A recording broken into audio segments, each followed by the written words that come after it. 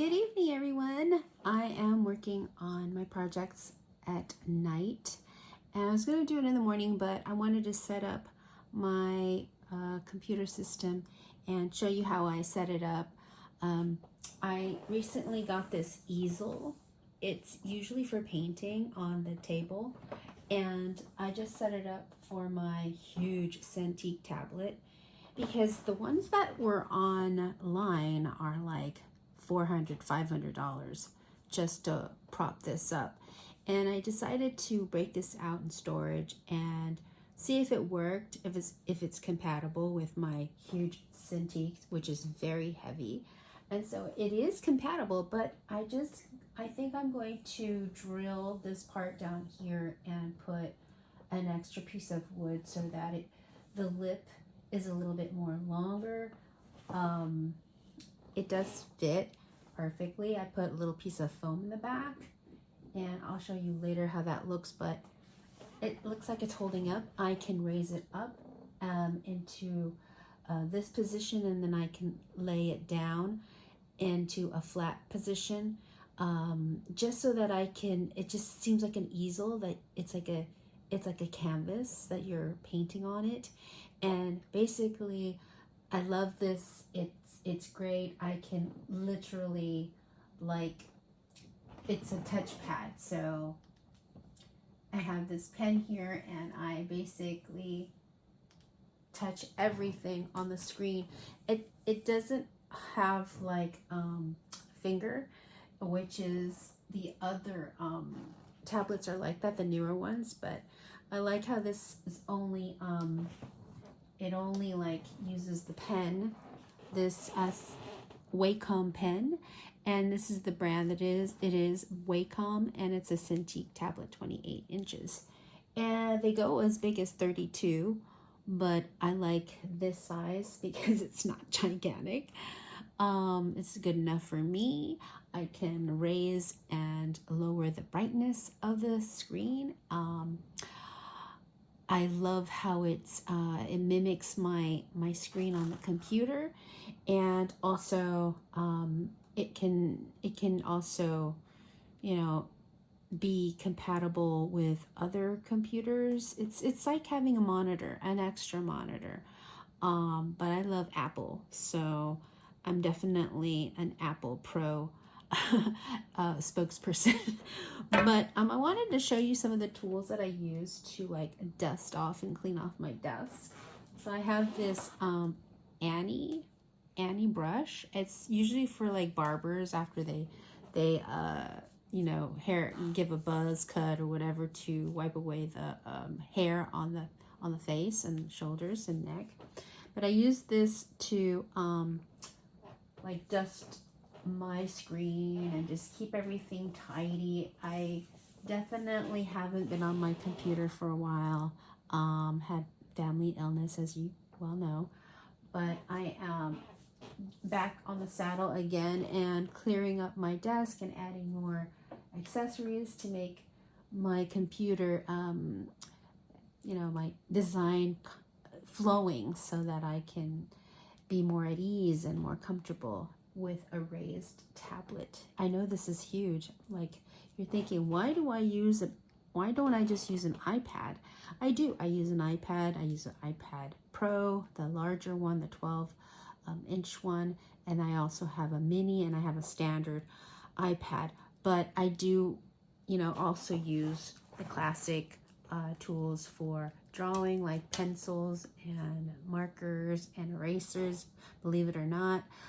For those things, I can also use things like this. It's like one of those book stands, and it goes something like this. It's usually for you know, recipes and things like that, but I also use this for drawing when I'm on a, you know, like say I'm traveling and I go to a hotel and I need, you know, to prop up my my tablet, or I need to prop up my sketchbook. So I'll bring this. It's very convenient. You can put it in your luggage, and it's made of plastic. It's really light.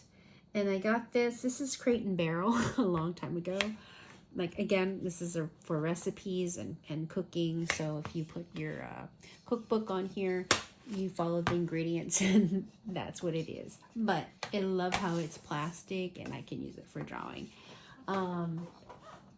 So many tools that I use. I also love to organize and plan and everything. So now that I'm a YouTube sponsor, in the sponsors YouTube partnership program, I am more now inclined to organize what I'm going to post online. And now that I have posted more consistently, I hope that gives me more more presence in the YouTube algorithm. And if you post consistently, I'm pretty sure that your feed gets shown more and more as you are a partner, and advertisers will definitely use your platform to sell their products. Also, there's brand, you could also become a partner with a brand. You could also use YouTube Music, and their free or paid music they offer. You could also have memberships, and you could also have stars. You could gain access, if you're a member, to other videos that I post up. So I am going to be posting up more art and art therapy, and that is exactly what I've been doing for the past 2 decades, using art as therapy, and also the entrepreneurial motivation and inspiration towards this channel. So you just caught me setting up my computer system for tomorrow, and I'm going to show you more sort of like instructional and tutorial on how I use my tools. For example, oh my gosh, these tools are definitely my favorites, also with my iPad and iPencil. But this tablet here, the Cintiq, so this is a traditional mechanical. I just wanted to share with you the thickness of the stylus and a mechanical pencil. So this was like $5, and this brand is Sumo Grip. And they do have different sizes, but the ones that I wanted were sold out, so I had to grab this one. It's a 0.7 mechanical pencil, and again, it's only $5. And I love how it has a grip here and it's thick. So the lead comes out like this, and it's very fine tip. And I love how I can show you an example of what I'm talking about. I will sketch, for example, things on pieces of paper or scrap paper, like things that inspire me. For example, let's just say this Totoro sticker inspires me, and I want to create something very similar to that. I'll take, a piece of paper.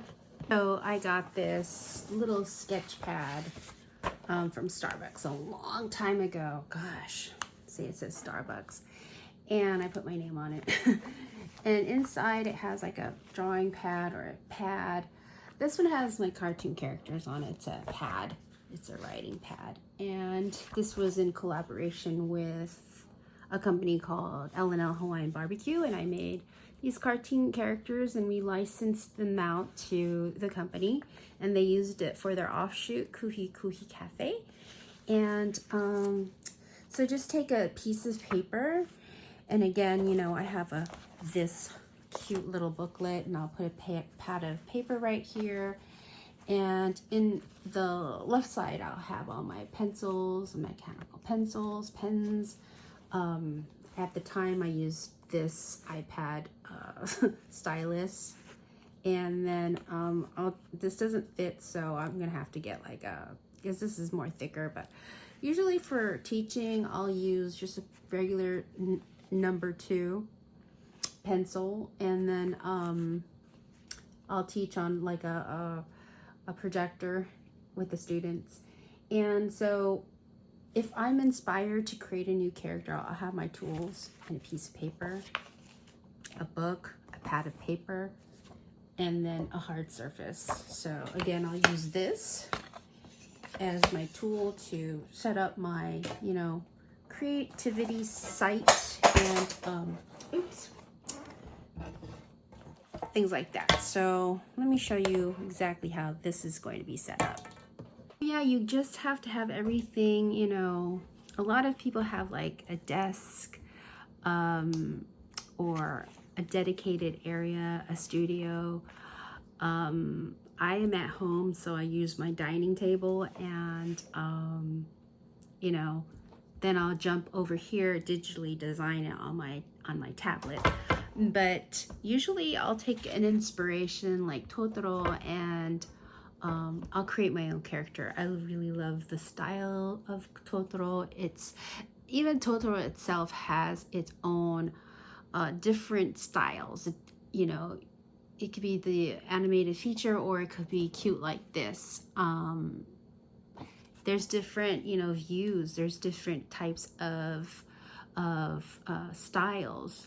The artist can change the character, their character, any way they want. I have different ways of designing Pandyland, and sometimes it could be more furry, and then the other times it'll have clean lines.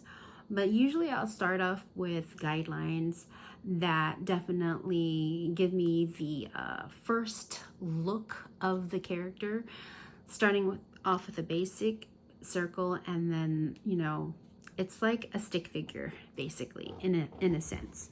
I just bought this mechanical pencil and I'm gonna try it out, but usually I'll pick, you know, okay, I'll get my tools. I have a huge cart of pens and pencils and markers and all kinds of things on this cart, but I'll usually have my favorites. So this is exactly how I do it if I travel. So I'll take this whole set and I'll put it in my carry-on, noting that I can't have sharp, you know, sharp knives or sharp scissors, I guess, on a plane. So you're just gonna have to be careful what you carry in your creativity pouch. So this is what I'll usually bring, is just a couple of basic pencils and pens, mechanical pencils, and a pad of paper if I want to, you know, draw at the airport or somewhere in the library, or a coffee shop, or, you know, out to eat somewhere at the restaurant. I'll definitely doodle something really quick. I hope you can see what I'm drawing. So basically I'll take the character here. I love these huge clothespins and I'll use it for just to hold up whatever picture or, you know, tool up here so it won't slide down. And again, you can like adjust the height, I guess, from all the way flat to different angle, 45, and I guess that's it, 45 degrees. If you want to raise it even more, you'll just have to put something behind it and, you know, adjust it to your angle, but usually 45 degrees or a little bit higher, not usually 90, but about like that. So hopefully you can see what I'm drawing. For example, if I'm going to be inspired by Totoro, I'm going to, he's very circular. So again, this is a circular pattern. So I'm just gonna make a circle with my new pencil, and I hope you can see that. I think you can. All right. And then I guess it's, you know, front facing. So I'm going to start off my horizontal line up here, and it's very, his head is usually higher, so this is usually the shoulder line right here, and then straight down, so you can cut the hemisphere in half. So it's like a little cross. All right, and then it looks like the nose is right in the center of this hemisphere of this half. So I'm just going to mark where the nose is going to be. And so that is going to be my center right there, where that nose is. Okay. And then I noticed that, you know, he's got like a frown. So I'm going to upside down frown here. And then you're just going to go to the center of this half of this piece of pizza, and just kind of pretend that it's like right here. That's where the eyes are going to be. And you're just going to mark where the circle is, like so. And then right outside it, you're going to make the eye, the white of the eye. Doesn't have to be perfect. So, and then I'm just gonna color in the iris, I guess, is dilated, meaning definitely dilated, which is bigger. Is it dilated? Yeah. Constricted is when it's smaller, when your eye hits the sun to protect itself. Okay, so that's definitely the head. And again, this is where the shoulders are. So he's kind of chubby, so you really don't know where his shoulder, but I will show you where that's the shoulder right there. And right under that, his frown, I'm going to create a circle, and I'm going to go all the way down here, from here to here, just a light line, just to show off his little tummy area where the different colors from gray to cream color. Then it signifies here that this is his lower, it's like a kidney bean, I guess you can create a kidney bean. And then on the opposite side, you're going to draw the same kidney bean. And then it looks like a heart at the very bottom of his foot, which is so cute. And then 3 little dots squished together, or 3 circles or ovals squished together. All right. And then you've got like little arches here as well. And we're going to double up on that. There's like 4 dots right here. 1, 2, and then 3, and then 4.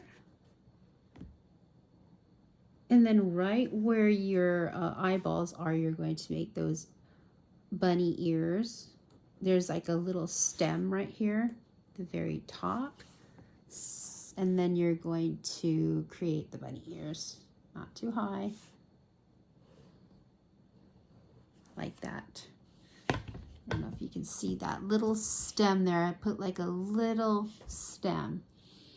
Okay, then I'm going to kind of like do little hatches on the side of the face, so it can signify that that is fur. Little zigzags on the edge right there. You could erase it slightly and just follow the light line and make little hatches. Okay, like that. And then you can go ahead and on the outside of the oval, you're going to create the arm tucked in, and then little squiggly lines at the end here too, to signify that it is fur.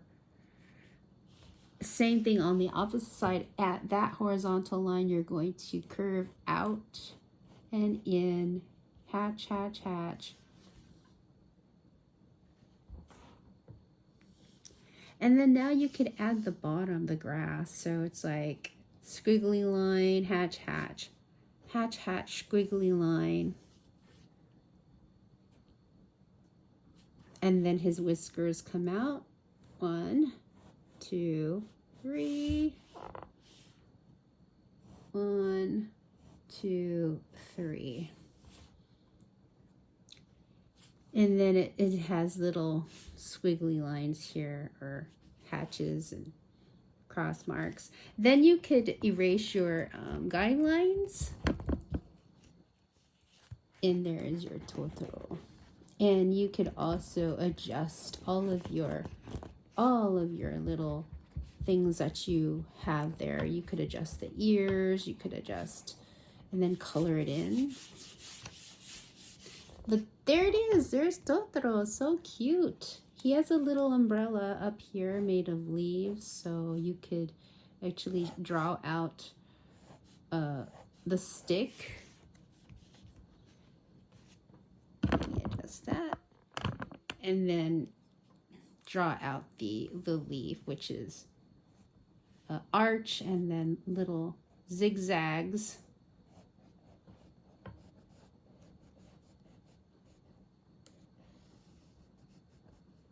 Like that.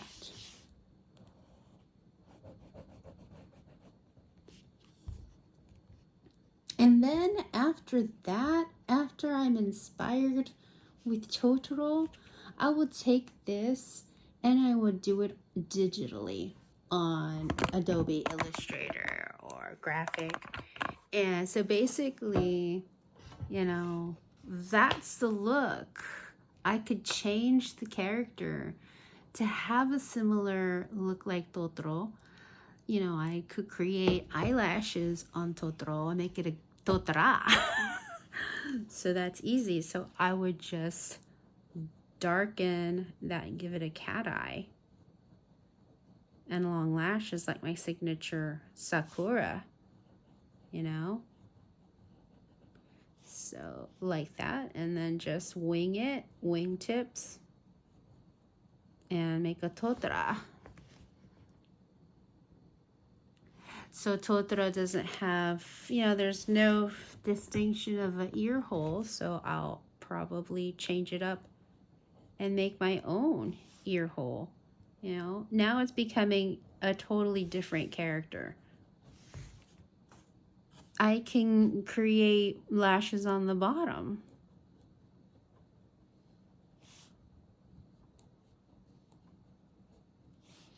I can also create a different nose and make it triangular.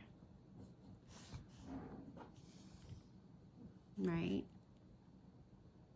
I don't have to have these little fur curve arches up here like Totoro has. He has little curves. You know, I can create hearts instead.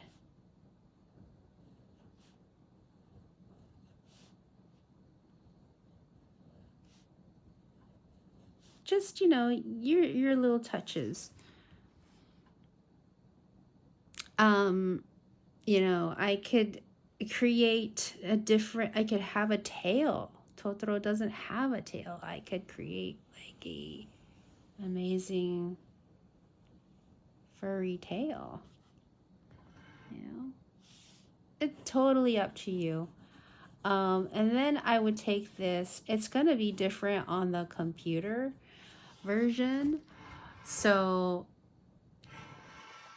it's how you create the character. It's how you are inspired by a certain look, a certain design, and create your own. You definitely, you know, don't copy it, but just be inspired. There's so many other characters out there that have similar looks to like our Sanrio characters, and it has this sort of anime look, a Japanese kawaii kind of branding to it. So definitely try to create your own style by drawing with a pencil and paper any way you want, any kind of tools, but just start. because you never know what will come out of this inspired look. Use the guidelines, classical drawing on piece of paper, and then advance to, and I will show you advancement to digital. So yeah, it's gonna be a great channel to subscribe to. I hope I helped you start off your artistic you know, creativity, and have ideas on tools that you could use to also advance in art and graphic design and illustration. You never know what will inspire you and help you create your own design style. And then when you get better, you can, you know, upgrade to a digital format with stylus pens. This is, you know, a regular mechanical pen, and this is a stylus pen used on my Cintiq. And look at this little holder has little different types of nubs on it, so I could change out the different, you know, because this gets really used, so it has different options and different colors that you could screw in. And this is from Wacom, and it sits on my little desk right there, and it's a touch pad, not finger, but touch pad with a stylus pen. And you know, once we go over your design pencil and paper concept, we'll go ahead and graduate to the next level. And I hope this lesson, this haul, this presentation will help guide you in the right direction for your, you know, different unique style. All right, everyone. I hope you have a wonderful evening. I'll see you guys in the next upload, and hopefully we can, you know, do some art therapy together. All right, bye-bye.